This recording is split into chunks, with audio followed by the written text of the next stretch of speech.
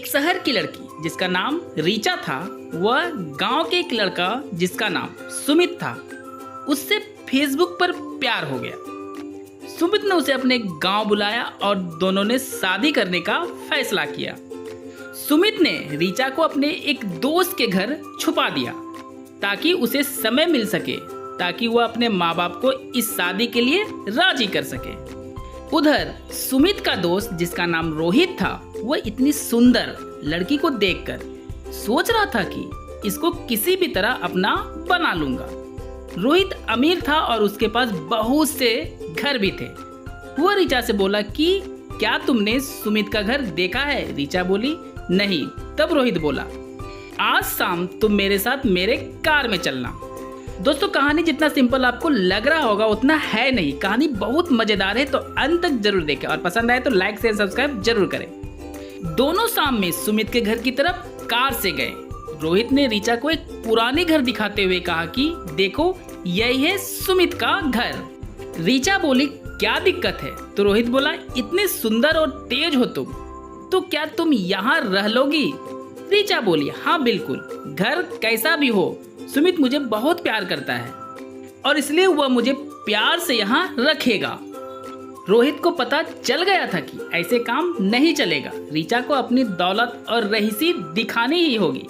रीचा को थोड़ा बुरा लग रहा था कि सुमित 3 दिनों से उसको अपने दोस्त के घर पर रखा हुआ है। रोहित ने जब रीचा को उदास देखा तो उससे बोला कि चलो तुमको कुछ कपड़े दिला दूं और बाजार में कुछ खिला दूं। रीचा ने पहले तो मना कर दी, लेकिन रोहित के बार बार कहने पर वो तैयार हो गई। दोनों ने बाजार में बहुत मजे किए और रोहित ने रीचा को कुछ महंगे कपड़े भी दिलाए। सुमित को जब यह बात पता चली तो वह रीचा से बोला कि तुम रोहित के साथ घूमने कैसे जा सकती हो, वह भी मुझसे बिना पूछे।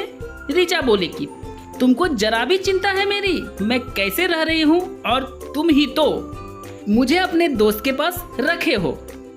रोहित दूर से ही दोनों के बीच के बहस को देख रहा था और मुस्कुरा रहा था। सुमित बोला देखो रीचा, 2-3 दिनों में ही हम दोनों शादी कर लेंगे। ये बात बोलकर सुमित चला गया। रोहित रीचा के पास आया और बोला कि बताओ आज क्या खाना चाहोगी, या फिर सुमित ने कुछ खिला दिया है? रीचा बोली नहीं तो सुमित ने तो कुछ भी नहीं खिलाया और अब मुझे भूख भी लगी है। रोहित बोला कि ठीक है तो चलो किचन में, आज मैं खुद से खाना बनाकर तुमको दूंगा खाने के लिए। रीचा बोली मेरे लिए तुम इतना क्यों कर रहे हो? तब रोहित बोला अरे यार, इतनी ज्यादा सुंदर लड़की के लिए ये सब तो करना ही पड़ेगा। रोहित और रीचा दोनों किचन में गए। रोहित किसी न किसी बहाने रीचा को छू लेता था और मन ही मन खुश हो जाता था। रीचा को भी रोहित का छूना बुरा नहीं लग रहा था। दोस्तों, आपको लग रहा होगा कि कहानी आपने समझ लिया, लेकिन ऐसी बात नहीं है। कहानी बहुत ही इंटरेस्टिंग और सस्पेंस से भरा हुआ है, तो बिना स्किप के अंत तक जरूर देखें। खाना बनकर तैयार हो गया तो रोहित ने रीचा से कहा कि चलो अब खाना शुरू करो। तब रीचा बोली कि खुद ही खिला दो। रोहित को तो यकीन नहीं हुआ।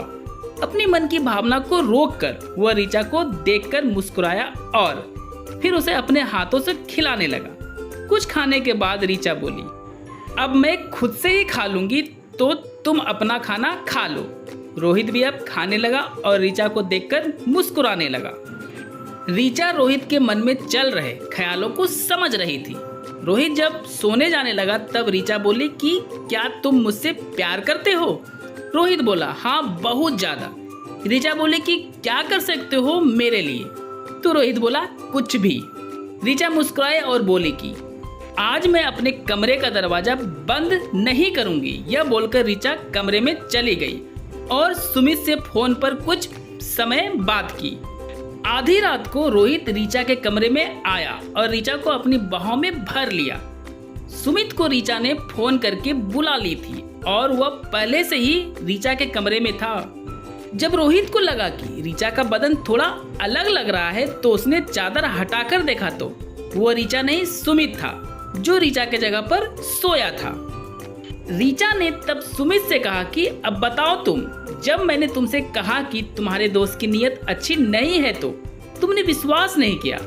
अगर मैं तुमको आज नहीं बुलाती तो रोहित मेरे साथ सब कुछ कर लेता और हो सकता है मैं उसका विरोध नहीं कर पाती, क्योंकि तुमने ही तो मुझे उसके घर पे रखा है। सुमित ऋचा को गले से लगाकर रोने लगा और दोनों ने अगले ही दिन शादी कर ली। दोस्तों, इस कहानी का क्या मैसेज है कमेंट करके जरूर बताएं और ऐसे ही कहानी को सुनने के लिए वीडियो को लाइक शेयर एंड सब्सक्राइब जरूर करें।